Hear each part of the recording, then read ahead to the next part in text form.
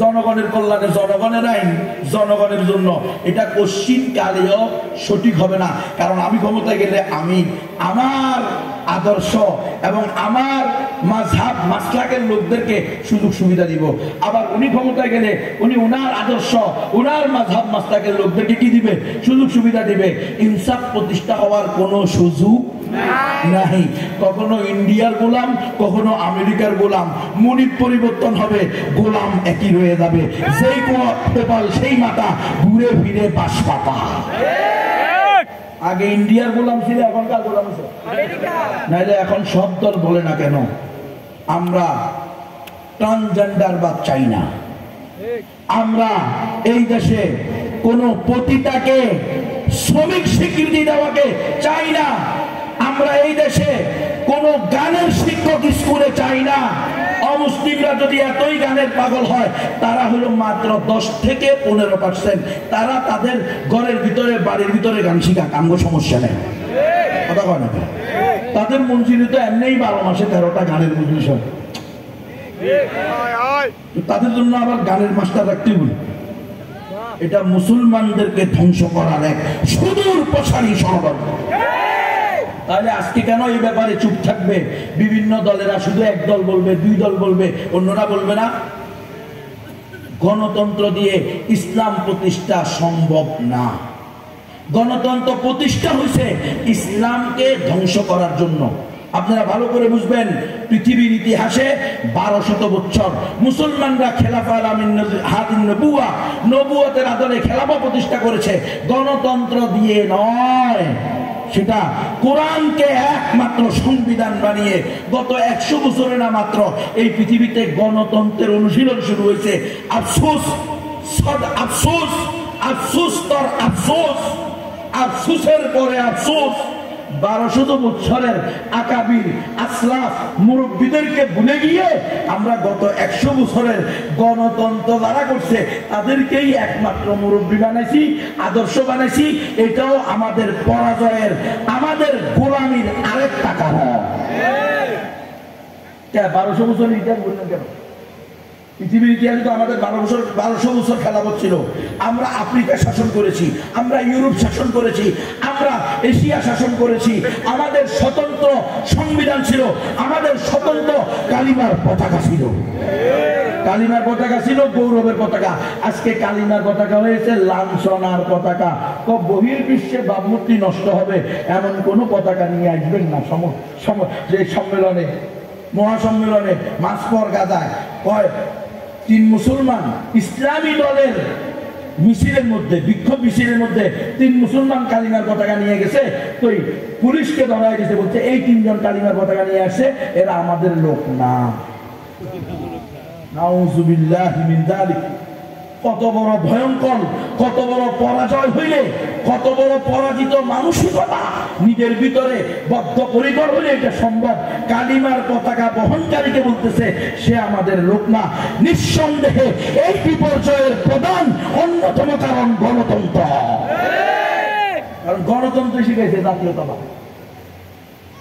Great ব্রিটেনের উপনিবেশবাদী মন্ত্রী, উপনিবেশ মন্ত্রী যে, সে বলেছে আমাদের ব্রিটেনীদের রাজনীতির প্রধান উদ্দেশ্য হলো যে কোনো মূল্যে মুসলমানদের অগ্রগতি এবং ইসলামী সম্প্রীতিকে বিনষ্ট করা।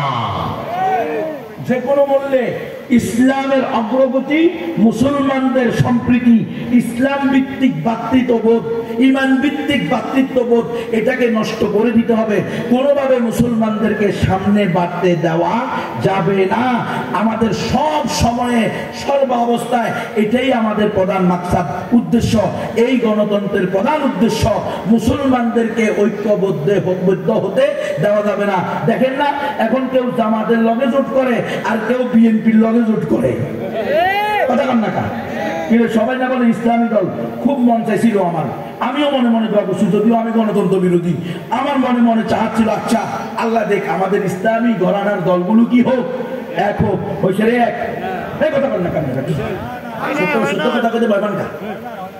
কয়শো বছর বাঁচবে? 70 বছর কথা না কইয়া মিথ্যা এই সমস্ত হারাম জায়েজ না জায়েজ কাফ কুফর শিরিক ঈমান তাওহীদ একেবারে জগা খিচুড়ি মালায়া কয়দিন থাকবা?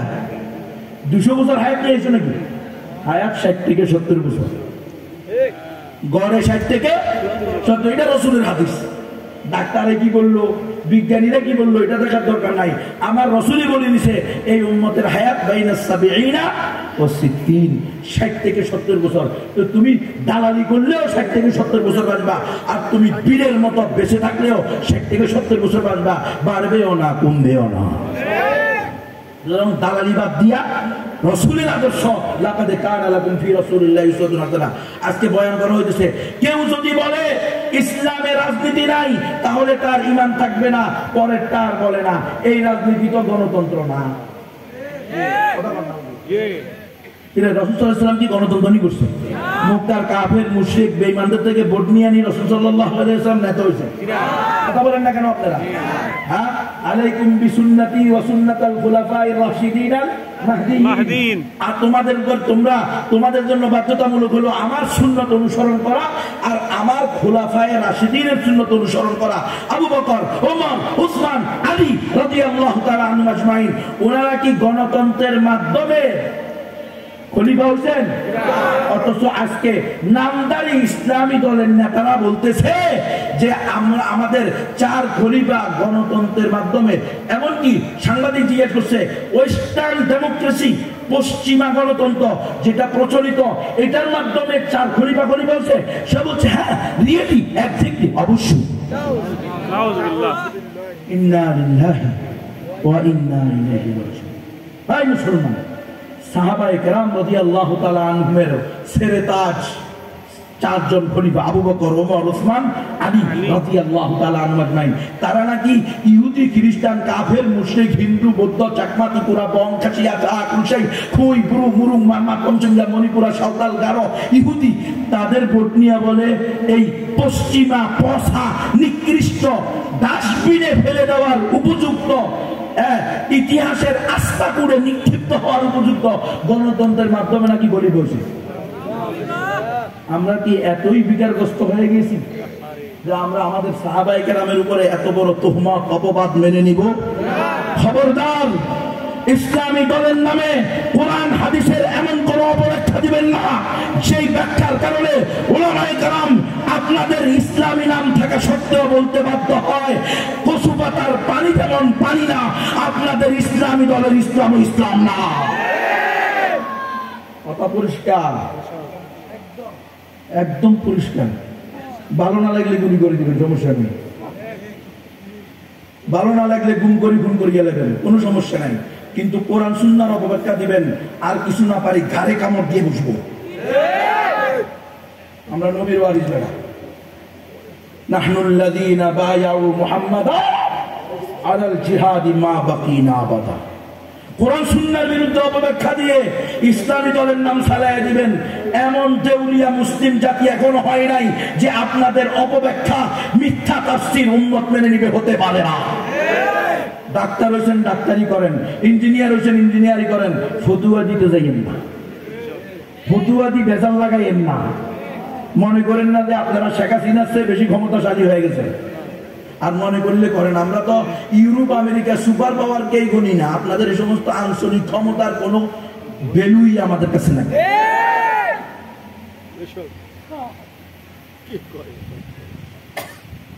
করেন, আপনি গণতন্ত্র করতেছেন, আপনি করেন, আপনার কাছে এটার ব্যাখ্যা আছে, আপনার কাছে এটার তাবিল আছে, আপনার কাছে মনে হইতেছে এটা দিয়ে আপনি ক্ষমতা দেবেন, আমার তো কোনো সমস্যা নাই। কিন্তু কোরআন সুন্নাহকে দুমড়িয়ে মুচড়িয়ে অপব্যাখ্যা দিয়ে ভুল তাবিল করে কোরআন সুন্নাহ দিয়ে প্রমাণ করতে যাবেন যে গণতন্ত্রই ইসলাম, তাহলে মুসলিম উম্মাহর হকপন্থী উলামায়ে কেরাম আপনাদেরকে ছেড়ে দিবে না। আমাদের কথা পরিষ্কার, গণতন্ত্র দিয়ে ইসলাম প্রতিষ্ঠা সম্ভব না। আর গণতন্ত্র দিয়ে তো গত 16 বছরে সর্বজন স্বীকৃত নব্য লেডি ফেরাউন শেখ হাসিনারেও সরানো যায় নাই। কথা বলেন না কেন আপনারা?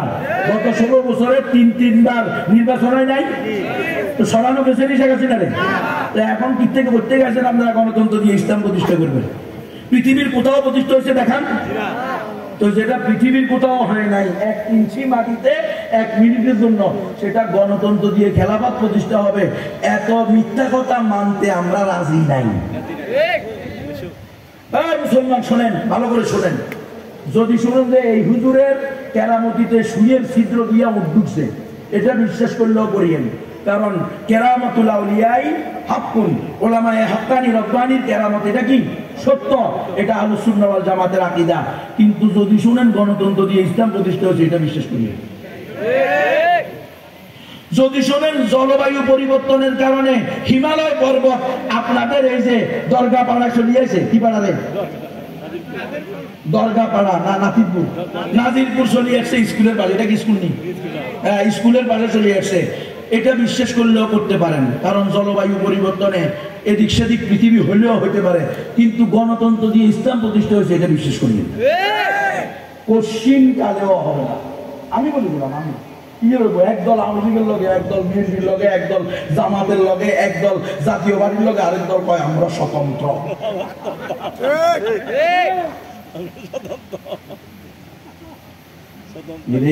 আস্থা গজব, এটা কি রে, এই জাতির উপরে মুস্তাকিল একটা গজবের না হইল গণতন্ত্র। আল্লাহর কাছে দোয়া করেন, আল্লাহ আমাদের এই জাতিকে কি আওয়াম কি খাওয়াস সবাইকে গণতন্ত্র থেকে তাড়াতাড়ি মুক্তি দান করুক। যত তাড়াতাড়ি গণতন্ত্র থেকে মুক্তি পাবেন, তত তাড়াতাড়ি ইসলাম প্রতিষ্ঠা হওয়ার প্রেক্ষাপট তৈরি হবে। এটা যতদিন থাকবে খেলাফত চোখে দেখবেন না, কখনো আওয়ামী লীগে পিটাইবো, কখনো বিএনপি পিটাইবো, কখনো ইন্ডিয়ায় পিটাইবো, কখনো আমেরিকায় পিটাইবো, আপনি আর আমি মাইর খাওয়ার পার্টি। কারণ আপনি তো কইতে পারবেন না আমি খ্রিস্টান হয়ে গেছি, তাইলে আপনার উপর তারা সন্তুষ্ট হবে না।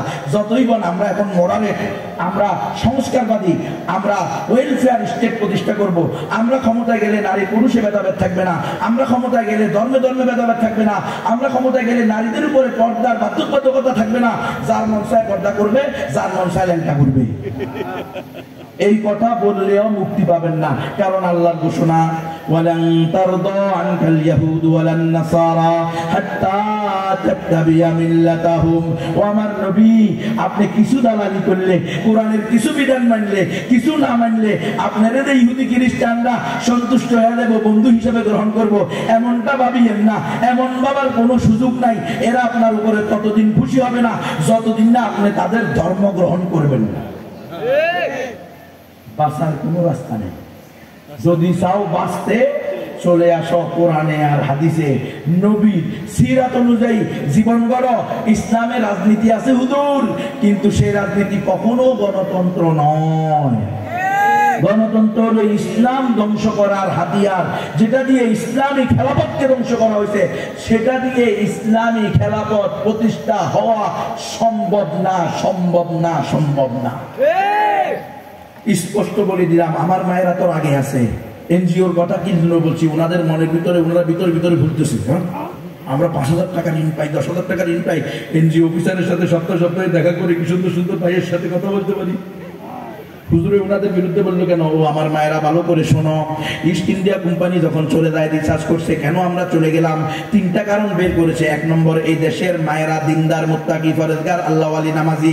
মা দিনদার, মুত্তাকি, ফরেজগার, আল্লাহওয়ালি, নামাজি হইলে মায়েরা আমাদের বাবাদের সময়ে, আমাদের দাদাদের সময়ে, তোমাদের বাবা দাদাদের সময়ে, যাদের বয়স 70 বছর তাদের সময়ে দিনের বেলায় বাপের বাড়ি যেত না, রাতের বেলায় চাঁদের আলোতে রিক্সায় বসে আগে পিছে বাপ আর স্বামীকে হারিকেন দিয়ে কাপড় বেচিয়ে বাপের বাড়ি নিত। মুসলমান, হ্যাঁ আজ থেকে 50 বছর আগে, হুজুরদের হুজুর বয়স কত? 50, আমি তুমি কম হয়ে গেছে, 60 বছর। এই যে 70 মানি ধরো 50 বছর আগে যাও, তখন 20 ছিল। বাবা বলেন তো, আপনার যখন বয়স 20 বছর ছিল, এই থানার মধ্যে, ইউনিয়ন না, গ্রাম না, এই থানার মধ্যে কোনো মেয়ে কোনো পরপুরুষের সাথে পালাইছে শুনছেন? তোরা স্মার্ট, তোরা স্মার্ট, এলো স্মার্ট। এমন কোন গণ নাই যে ঘরে প্রেম ঘটিত বিবাহ নাই। না কান্দ মিয়া, কান্দ। অধপতন কোন পর্যায়ে গেছে?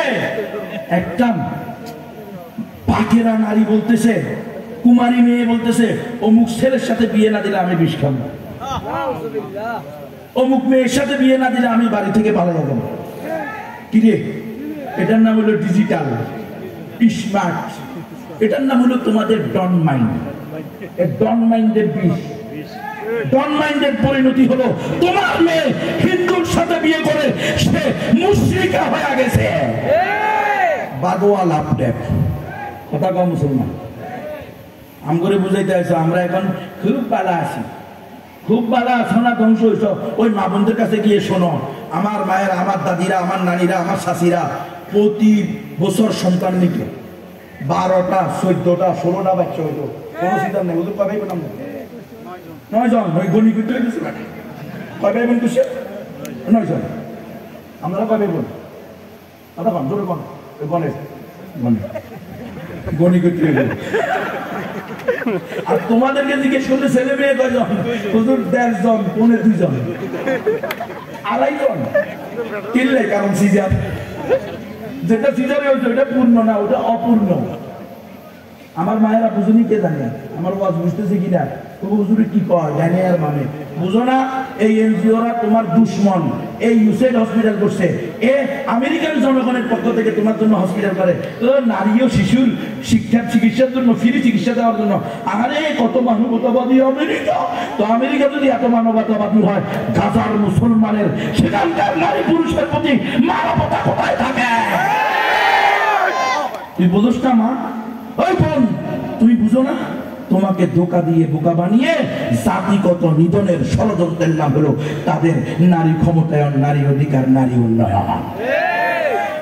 রিচার্জ করে দেখছে মায়েরা দিনদার, মুত্তাকি, পরেজগার, আল্লাহ ওয়ালি, নামাজি।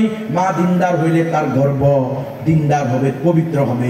মায়ের গর্ভ যদি পবিত্র হয়, তার গর্ভ থেকে যে সন্তান বের হবে, ওই সন্তান শাহজালাল, শাহফরান, খাজা Makhdum, Moinuddin Chishti, Baba Adam Shahid, Syed Ali Hamdani, Nizamuddin Auliya, Keramat Ali Jaunpuri, Mullah Mohammad Omar, Osama bin Laden, Allama Shafi, আল্লামা জুনায়েদ বাবুনগরী জন্ম হবে। যাদের এক একজনের ডাকে এক এক তাগুতি পরাশক্তি নব্য ফেরাউনেরা থরথর করে কাঁপবে এবং তাদের মসনদ খান খান হয়ে যাবে। এজন্য তারা রিসার্চ করে দেখলো, এই জাতিকে যদি স্থায়ী গোলাম বানাইতে হয়, তাহলে এদের মাদেরকে দুইয়ুজ বানাইতে হবে। এদেরকে ঘর থেকে বের করে আনো, ঘরে থাকতে দেওয়া যাবে না। এদেরকে বলতে হবে নারীর অধিকার, নারী ক্ষমতায়ন, নারী উন্নয়ন, সমান অধিকার। হ্যাঁ, ক্লাস 5 শেষ করেছি, আমি এখন 6-এ। রুখে আমাইকে এক দুইয়ুজ মেয়ের ছবি দিয়ে বিশাল কি করছে রে সাইনবোর্ড, সেটার ভিতরে লিখছে, আমি ময়মনসিংহে দেখে আসছি, মাইয়ার এই স্কুলের পোশাক আছে না একটা, ওইটা পরা আর ওর না গলার ভিতরে পেঁচানো, বই এভাবে ধরা, আর এক পা সামনে এক পা পিছিয়ে এইভাবে দিয়ে এমনি হাঁটতেছে আর বলতেছে ক্লাস 5 শেষ করেছি, এখন আমি 6-এ। রুখে আমাইকে স্বামীও রুখতে পারবে না, বাপেও রুখতে পারবে না, ভাইও রুখতে পারবে না। আমি যেটা ইচ্ছা সেটাই দেবো, যাকে ইচ্ছা তাকে দিব।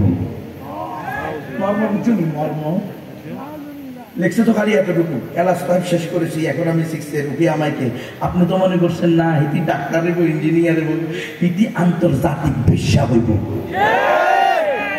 দেখেন না হলিউড বলিউড খেলোয়াড় নি, এবার দেখছেন নি বিভিন্ন নায়িকাদেরকে খেলাইছে।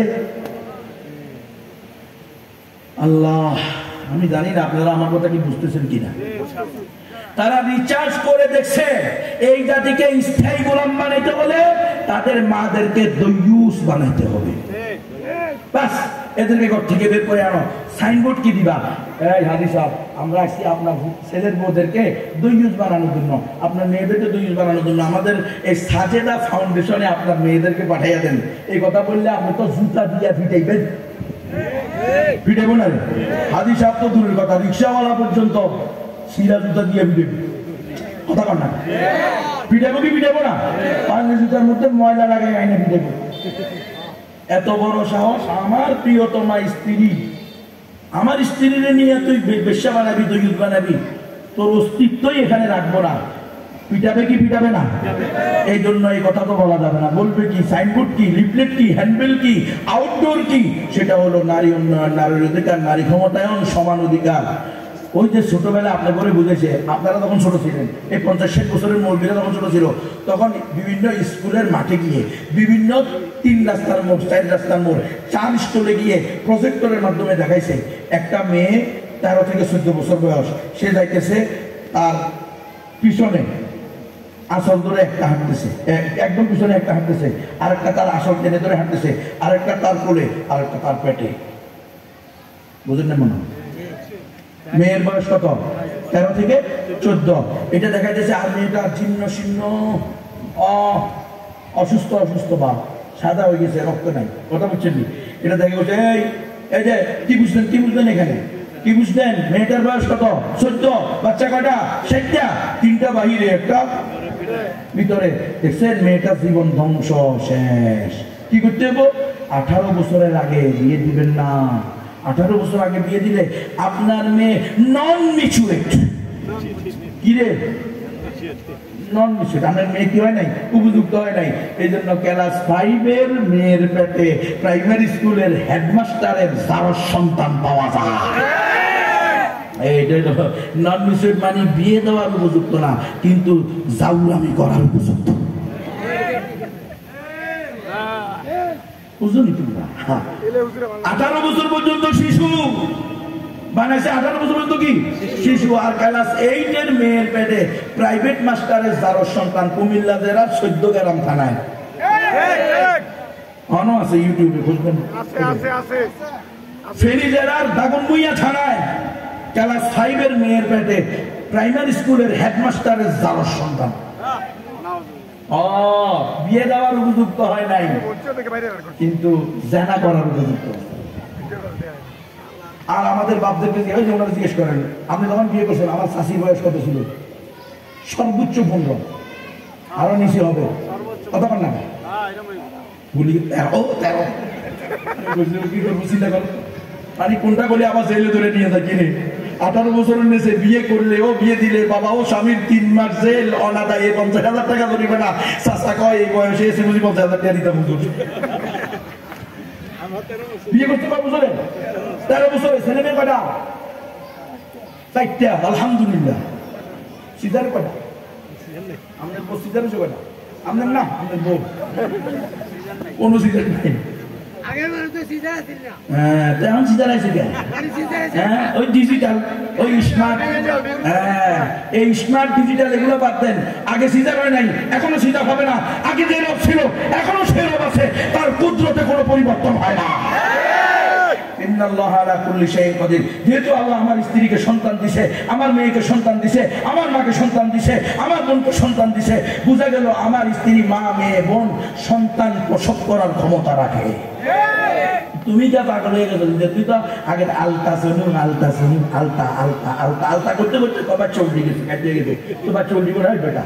বাচ্চা দুনিয়াতে আসার টাইম আগামীকাল সকাল 10টায়, আজকে রাত 10টায় বাচ্চা স্টেশনে গিয়ে বসে থাকবো।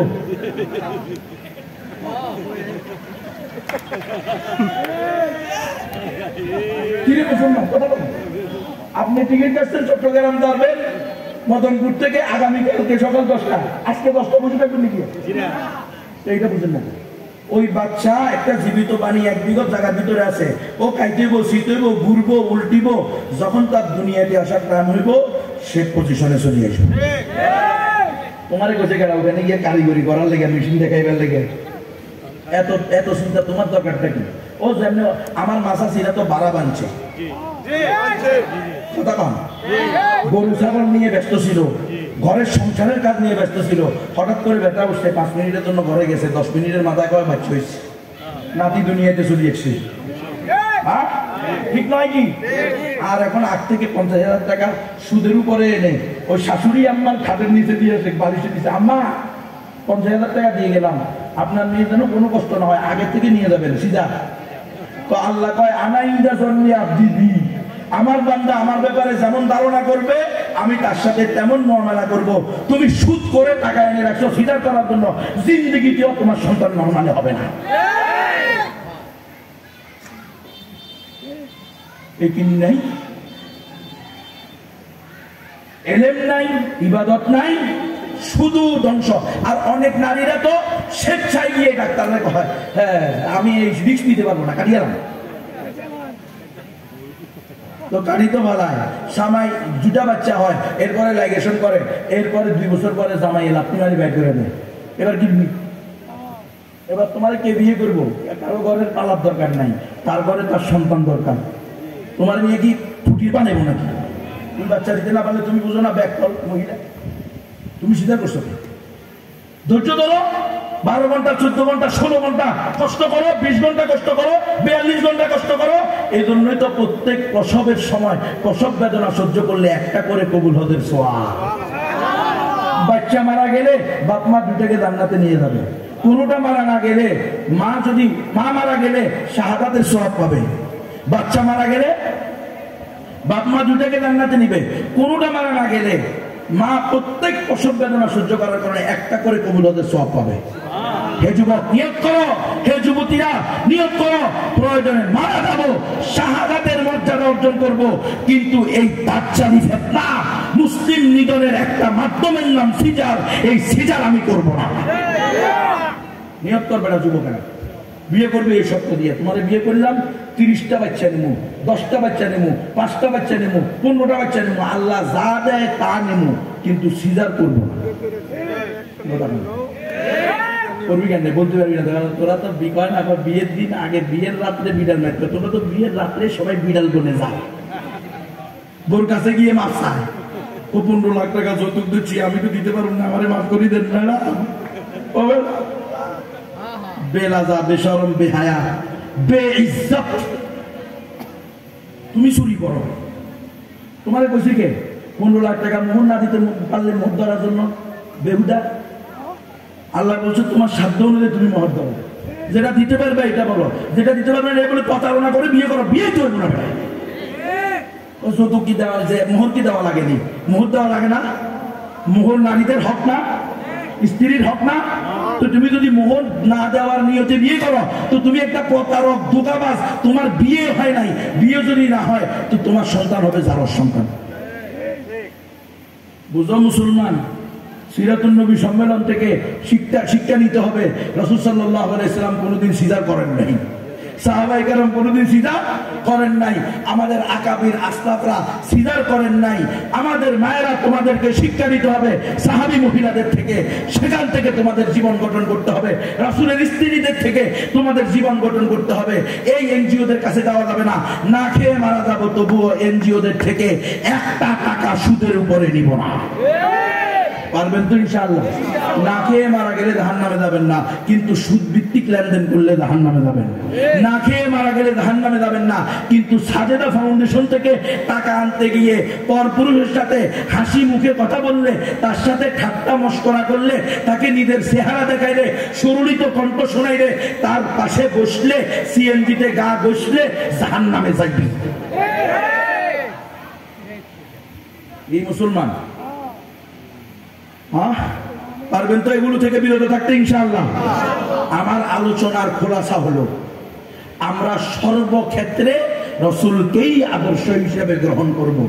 এটা আমাদের পারিবারিক জীবনেও, রাষ্ট্রীয় জীবনেও, ব্যক্তিগত জীবনেও, সমষ্টিগত জীবনেও। পারবেন তো ইনশাআল্লাহ?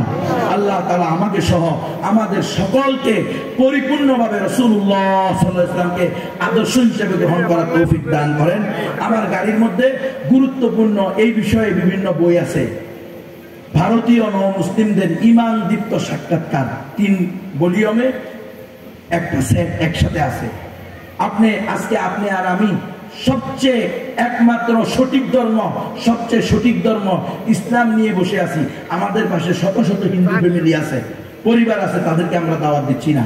না দিলে দাওয়াত তাদেরকেও না দিলে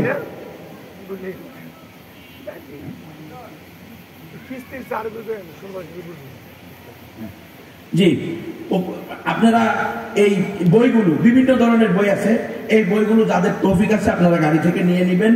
ঈমান, ইসলাম, রোকন, সত্য, আদর্শসমূহ কাকে বলে ইসলাম। আপনি একবার মুসলমান হচ্ছেন আর সারা জিন্দেগি ইসলামের বিরুদ্ধে যত ধরনের আইন করবেন, ইসলামের বিরুদ্ধে যত ধরনের কথা বলবেন, আপনার আর ইমান যাবে না এমন নয়, বরং ইমান ভঙ্গের অনেকগুলো কারণ আছে। এগুলো জানার জন্য এই বইগুলো নিয়ে পড়বেন, ঘরের ভিতরে তালিম করবেন। আমি যে আলোচনা করেছি, চেষ্টা করেছি কোরআন সুন্নাহর আলোকে কথা বলার জন্য। আমারও ভুল হইতে পারে, যদি ভুল হয় ওলামায়ে কেরাম আছে, ওনাদেরকে বলবেন, ওনারা আমাকে ধরিয়ে দিবে।